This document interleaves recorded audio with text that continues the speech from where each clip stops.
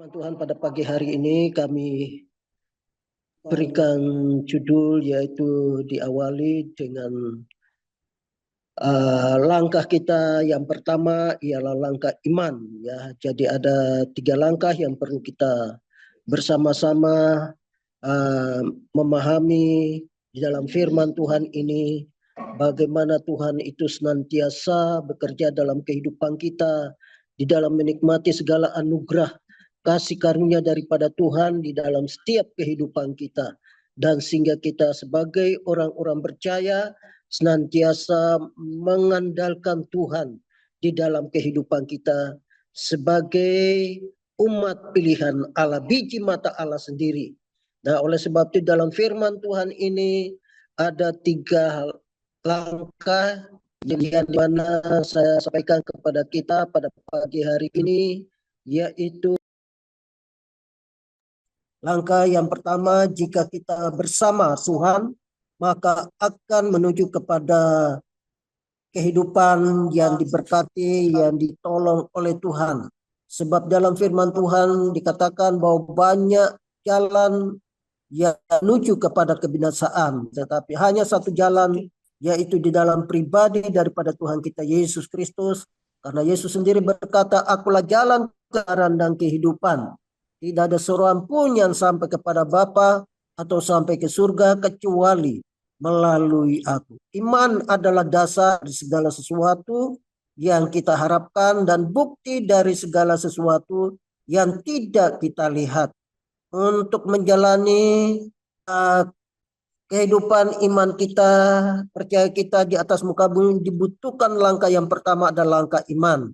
Oleh sebab itu kalau awali kehidupan kita setiap pagi, maka paling tidak kita harus percaya, kita harus beriman kepada Tuhan bahwa hari ini Tuhan menolong, Tuhan pasti memberkati, Tuhan pasti melindungi. Maka kita akan melangkah dengan langkah iman, langkah yang percaya sungguh-sungguh kepada Allah melalui pengharapan, melalui apa yang Tuhan sudah nyatakan di dalam kehidupan kita sebagai umat pilihan Allah, orang-orang yang percaya dan mengenal Tuhan sebagai Tuhan dan Juru Selamat di dalam kehidupan kita. Pengalaman saya sejak tahun 1985, di mana pada saat itu tergerak hati untuk mau menjadi seorang pelayan Tuhan, menjadi seorang hamba Tuhan.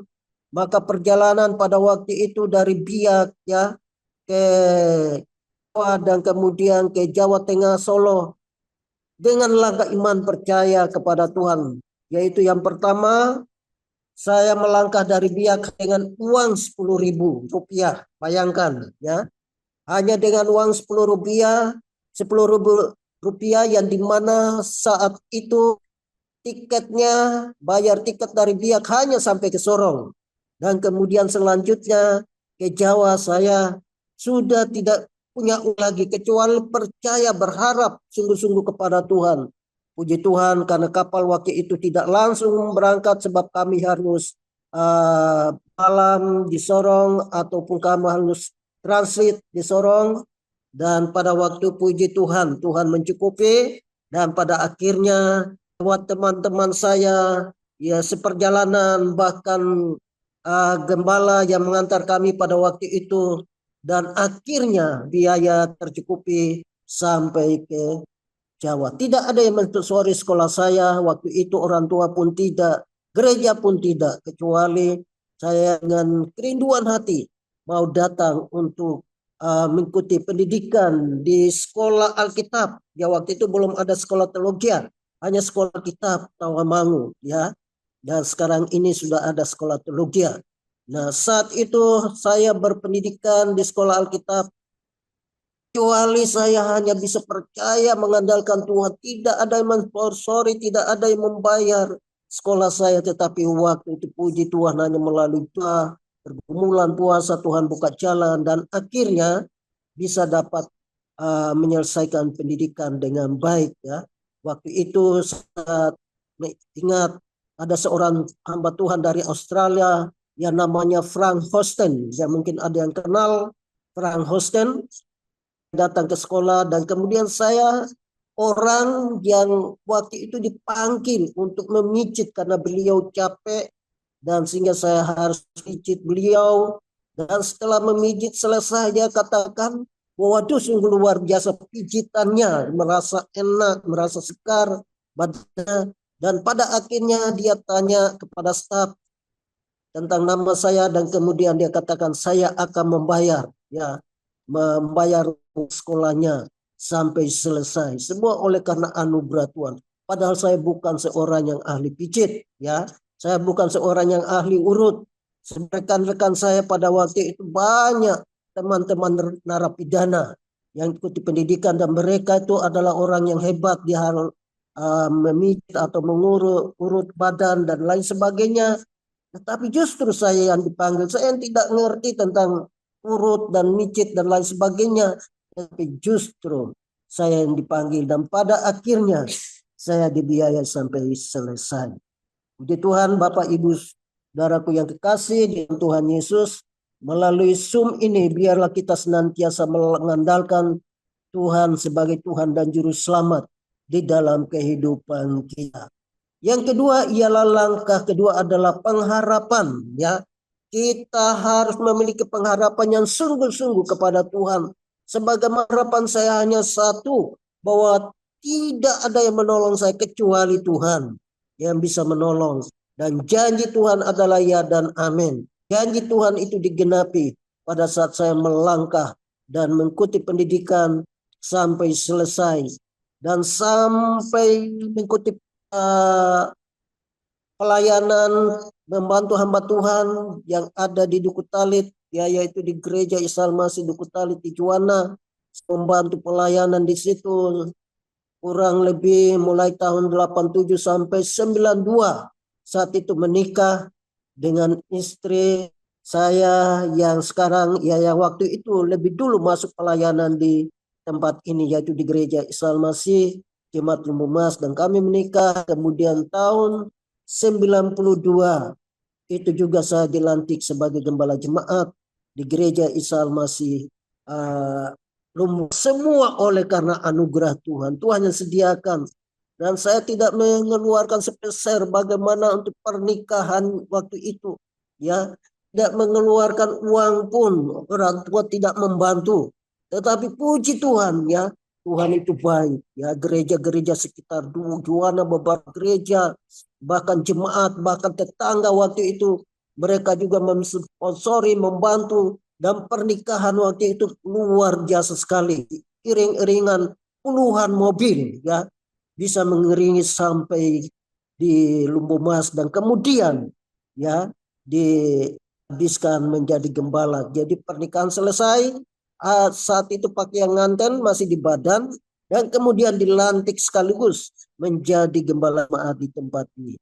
Itu adalah pengharapan saya kepada Tuhan yang luar biasa.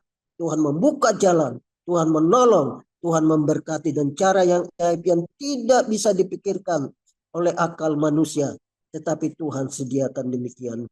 Begitu indah.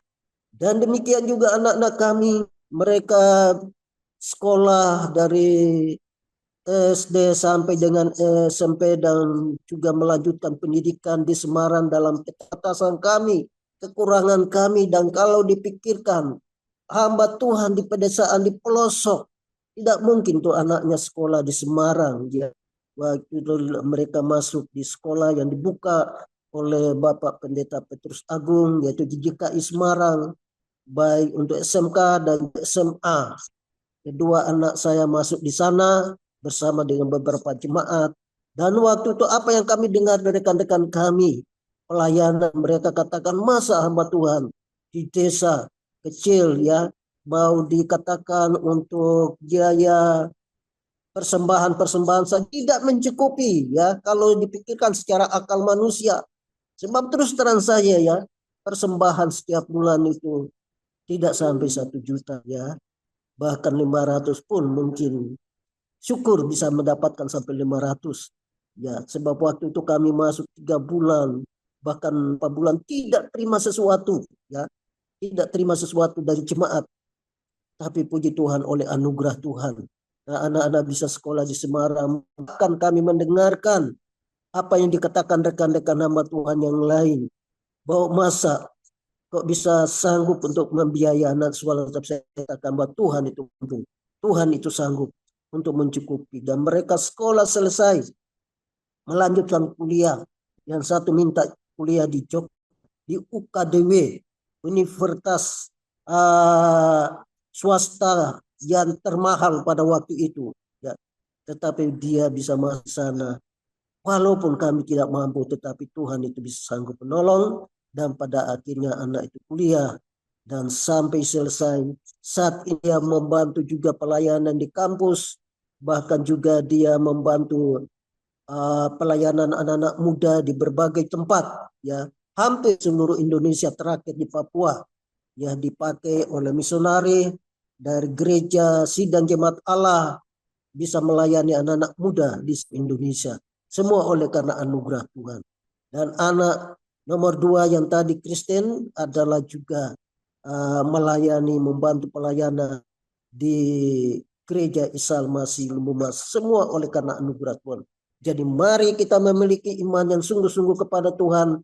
Kita memiliki pengharapan kita bukan kepada manusia. Sebab firman Tuhan katakan, terkutuklah orang yang mengandalkan manusia dan kekuatannya sendiri.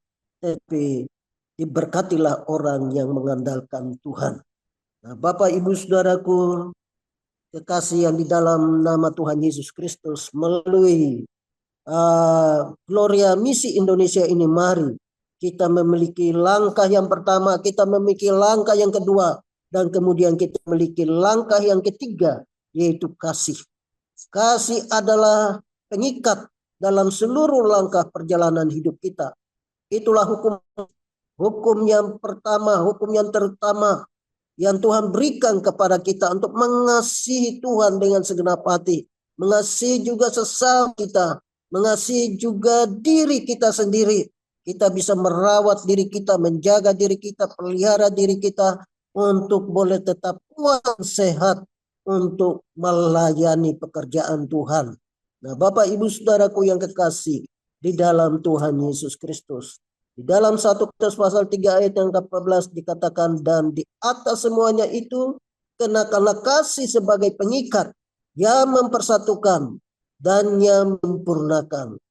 Allah adalah kasih, maka kita juga harus mengasihi kepada siapa saja, kepada Allah, pada diri kita sendiri, kepada sesama manusia, dan kepada diri kita sendiri, dan kepada musuh kita sekalipun.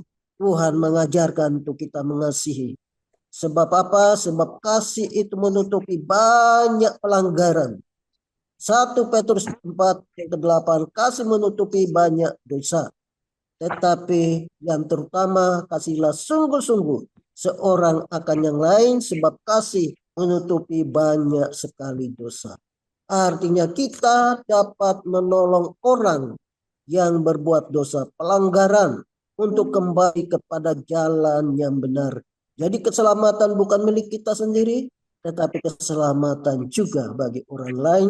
Oleh sebab kita tidak salah berarti Gloria Misi Indonesia dengan tujuan menjangkau anak-anak Indonesia menjadi anak-anak yang beriman kepada Tuhan, memiliki harapan masa depan yang pasti di dalam Tuhan, dan kemudian anak-anak yang bisa mau mengasihi orang tua, mau mengasihi sesamanya, dan sehingga menjadi anak-anak yang bertumbuh di dalam kasih dan pengenalan akan Kristus.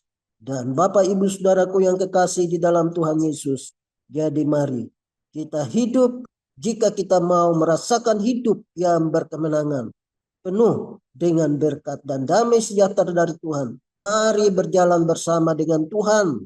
Dan kita senantiasa melangkah di dalam langkah yang pertama, yaitu langkah yang iman kepada Tuhan. Kemudian langkah yang kedua adalah pengharapan kepada Tuhan kita Yesus Kristus yang menyediakan masa depan kita.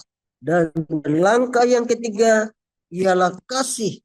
Yakinlah bahwa langkah kita selanjutnya, mau langkah yang keempat, kelima, dan seterusnya, pasti Tuhan menolong. Pasti Tuhan memberkati di dalam kehidupan kita.